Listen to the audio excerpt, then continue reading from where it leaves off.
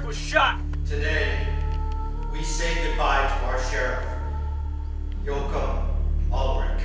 Your Honor, the defendants Mary and Benny Allaire stand mute, and they request to be released on bail. Who was at your door last night? It was a bad man, a robber. Your Honor, the defendants are not violent. Not violent? They just murdered Big Joe. Need I say more?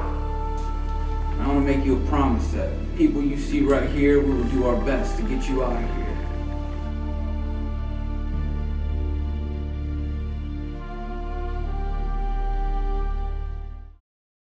If I see someone smiling, I'm going to have to do this over and over again. And I'm going to point you out so everyone in here can be mad at you. No smiling. My responsibilities as director, well, they started months before the project actually started. Pre-production, going through the script, going through all the rewrites, getting it all in order, and doing all my shot lists, storyboard, and planning out every shot, making sure that the whole movie will tie together when I'm done shooting it, not just shooting random scenes. As far as being on set, my job is basically working with my production coordinator, my script supervisor, and my director of photography, making sure that my vision comes across to them. And, you know, basically I go with the director of photography. I tell him what I want to see, what I want to get, and I tell him my basic thoughts for the camera angles and the camera movement. And, you know, he adds on to it. He gives his opinions, and we go back and forth sometimes and, you know, find the best shot and that type of thing. You know, just working with the actors, getting the performance out of them that I want to see on screen, and making sure that the story comes across and is told to the audience. We're doing scene 35, and there's no lines. I mean, it's a very short little scene. All right, so as production coordinator, that job is handling the calendar, the shot schedule, working close with Joel and Chris, making sure that everybody knows what scenes are being covered. I've kind of taken over call sheets, so I do those too. And I work really closely with Ashley to make sure that everybody gets their call times, getting the extras, dealing with the press. This is my pride and joy, because right here, this calendar, if I close my eyes, I can see exactly where I'm at, because I color coordinated it. This is me. This is probably why Chris brings me on set, because I'm a little ridiculous about this stuff. But if somebody asks me where are we at on this day, I can close my eyes, see the color, and I remember what the color means. Juárez, August. Oh, meneer, dit is Habre. Om te vragen over de volgende in beat season. Allee! Anawig! Allee! Anawig! Men, clear out.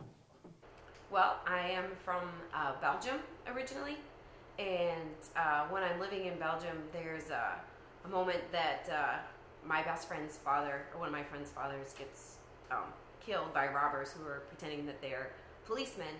So in this film, I'm having a flashback.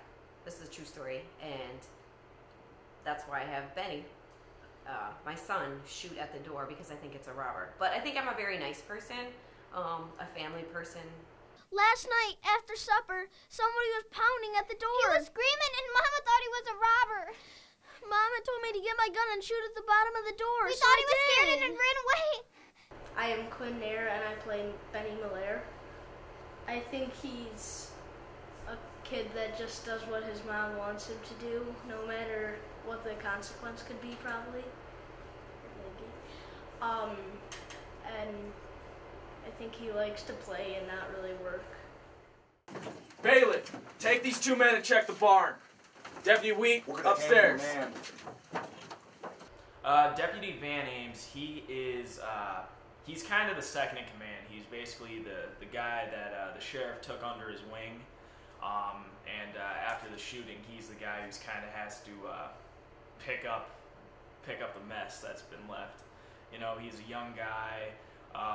I see him as a character who's becoming sheriff, even though he's not titled yet, about 2 months before he's really ready to be there. Their family deserves that same justice as well, and a fair trial. Well, You know, I came on early in the movie. Obviously, Ray had a script. Ray and Charlene had a script, and they asked me if I wanted to be involved. So first thing that I did was give it a read, and then came on. I hired a bunch of the cast, crew, found locations, etc., assisted with the rewrites. And then in an ideal world, I make sure that everything goes smoothly every day. And in addition to that, I also play Attorney Kaiser, who is the young attorney who is hired more or less pro bono to defend the Molaire family. Do you like sugar cookies? I baked them especially for you. Mr. Kaiser is working very hard to get you and your mother home. My name is Ashley Gray, and I am part of the production crew, but I also play Mrs. Kaiser, which is Attorney Kaiser's wife, who is defending Mary in the trial. I basically have had to do a lot of running around. I'm kind of keeping up with kind of different departments, making sure things are going. I'm always asking if they need help, doing some running around, you know, go get the casts when they're needed on set. Mrs. Kaiser, as I said before, is Attorney Kaiser's wife, and since he's an up-and-coming attorney, she's kind of there encouraging him. You know, this is a big case, so she's there to support him, you know, encourage him that, you know, he's doing a good job. So kind of there throughout the whole thing, helping him through the case because he's just having a hard time. He's a smooth-talking reporter that grew up in Chicago at the turn of the century. He gets fired from his job there, and he gets sent to Detroit to work for the Detroit Journal newspaper. And yeah, he's a smooth-talking, confident kind of guy. He thinks he's awesome. I think he's awesome. My favorite moment would have to be getting to drive the 4T model car. You know, it's not something you do every day. And just as an actor, it doesn't get much better than that. You know, you're driving a 4T model car, and you're going through a 1910s town with all the extras and, you know, everybody in wardrobe, and it makes it really easy as an actor because you really feel like you're there, you know, so there's nothing you have to do except for, you know, be in the shot. My character, she is a hard worker, she's driven, she's professional, she wants to be the best reporter she can be. It's 1910, you know, she's a growing woman in a man's world, sort of, who didn't have many rights, so she wants to be professional and move her way up in the career. Relationship with Oscar. Well, June works for the newspaper, and Oscar joins the newspaper, and he thinks he's so smooth, and he tries to be a ladies' man, and tries to win over June with subtly doing it. He pretends he's interested, but doesn't show her that she's interested, and then she becomes more interested, and they sort of have love chemistry. Because I've become such an expert on the era, I naturally became a collector of the clothing. So the pieces that you see that I'm wearing in the film are authentic. They are from the period. I've amassed quite a collection, brought quite a few pieces with me on the set, have wardrobed our newspaper reporter Kirsty, and have assisted Ray's wife Dorothy putting together other pieces that are very Edwardian looking in appearance.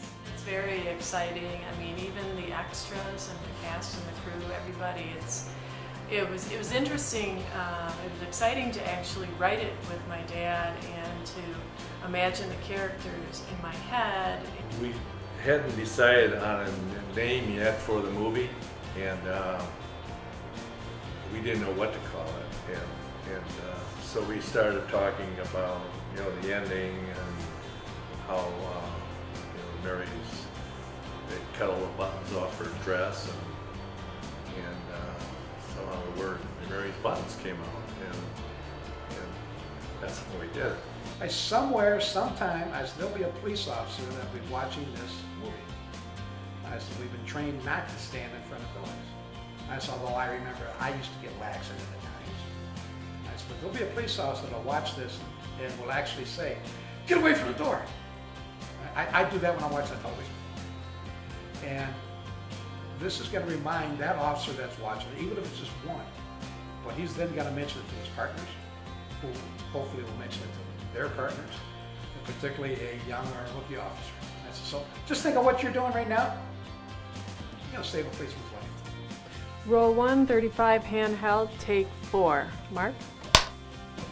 You know, this is a human interest story. That was the start of the trials of being innocent until proven guilty. Things aren't always the way it seems. You're quick to accuse something without knowing all the facts.